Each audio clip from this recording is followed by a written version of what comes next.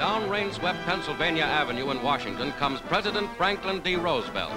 Mr. Roosevelt returns to the Capitol for the first time since his re-election. It's a very wonderful welcome home that you have given me on this rather rainy morning.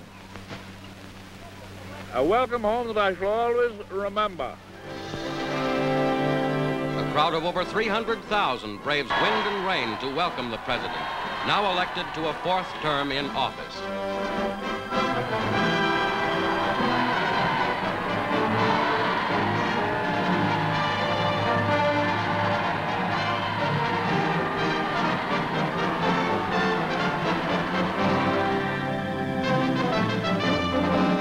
With Mr. Roosevelt are Vice President-elect Harry S. Truman and Vice President Henry A. Wallace.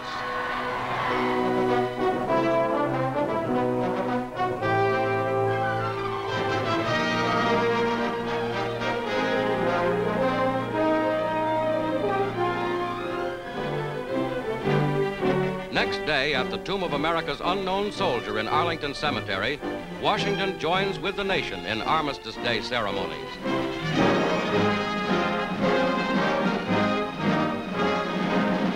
President Roosevelt with Secretary of War Stimson and Secretary of Navy Forrestal.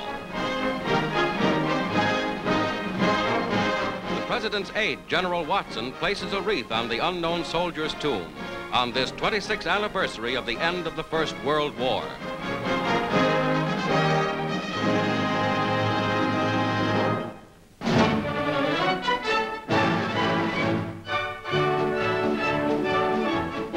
In New York City, a huge new post office to speed mail and gifts for United States soldiers overseas.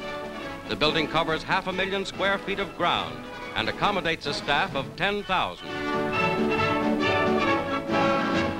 Delivered by trains, unloaded within the building itself, Christmas parcels for the troops now arrive at the rate of 500,000 a day, addressed care of Postmaster, New York, and destined for servicemen and women on battlefronts throughout the world.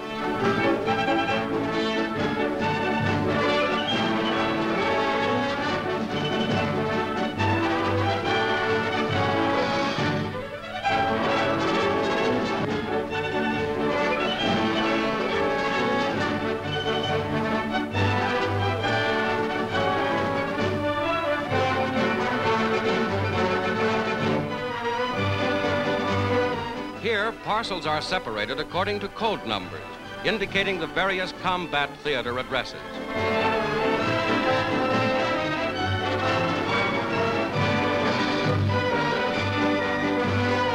In its final stages, the mail is handled exclusively by Army personnel. To individual combat and service units far away from families and friends this Christmas come remembrances from home.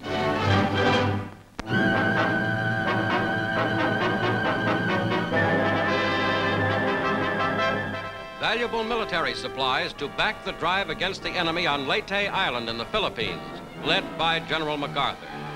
With field commanders, MacArthur maps the drive to cut Japanese communications north of their strongholds on Leyte.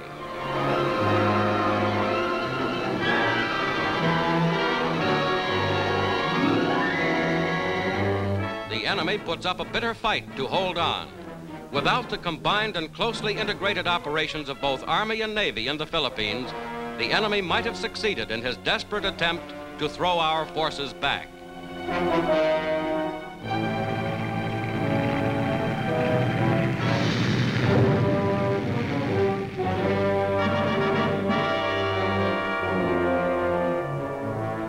But now it is too late.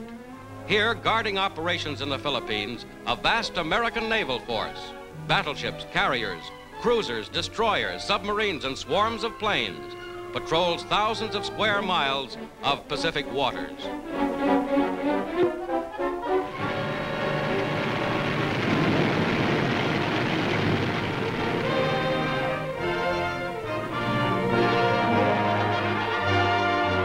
The Navy awaits the enemy, hoping that Japanese sea power will come out of hiding for the first time in nearly 2 years.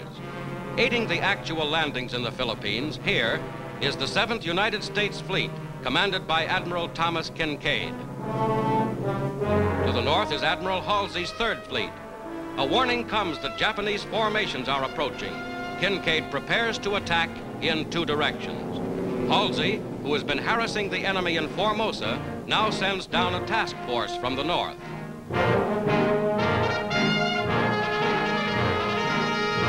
Navy planes wing into the attack. While Halsey engages the main enemy fleet from Formosa, strong Japanese forces cut through the islands. They are trapped and pounded by Kinkaid.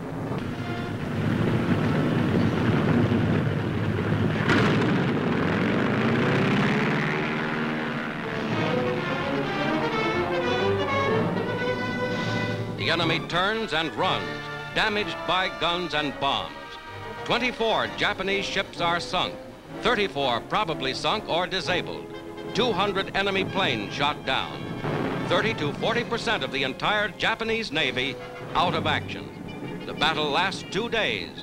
In desperate attack, Japanese planes come over our carriers.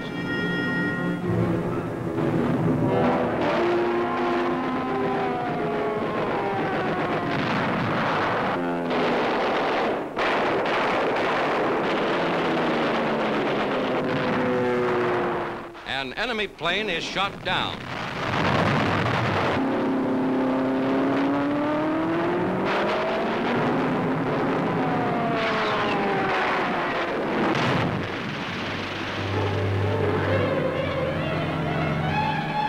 Of the 6 American ships lost, the light carrier Princeton is the most important.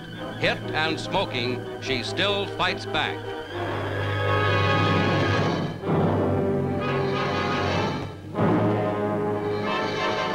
Princeton's magazine explodes. She was later sunk by American gunfire. Most of her crew was saved.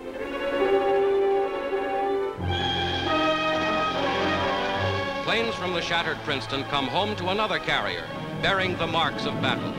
The greatest naval victory of modern times is won.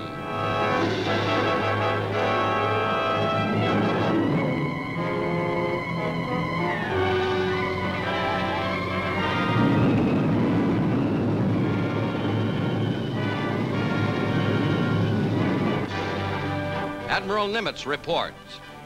I am intensely proud of the successes our fighting men have won over the Japanese, and I'm sure all of you share this feeling. They have displayed in action a combination of courage and know-how that has no equal. Their resounding victory in the Second Battle of the Philippine Sea is but another example of what they can do with the ships, planes, and guns the people back home are providing. Our latest successes are but steps along the road to victory. Our advance westward is rolling, and it will not stop until the Tokyo war makers are utterly defeated.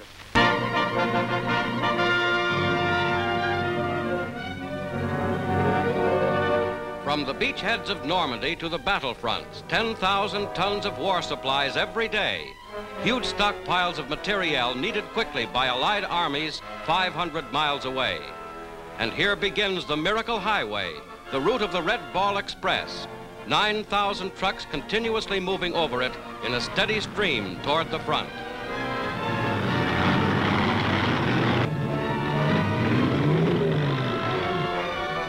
Day and night, the motor convoys roll.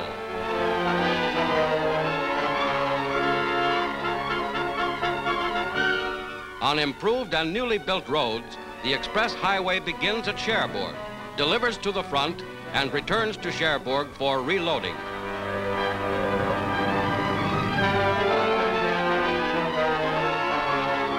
Maintenance stations every 40 miles keep machines and men at peak efficiency.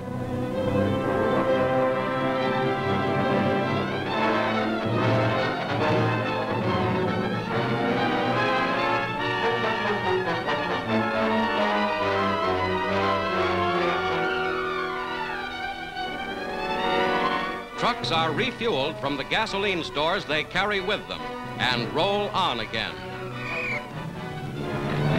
This great truck convoy system has proved the effective answer to the problem of transport from ship to battle line, a problem made doubly difficult by enemy resistance in principal French harbors and by the swiftness of the Allied advance to the German border.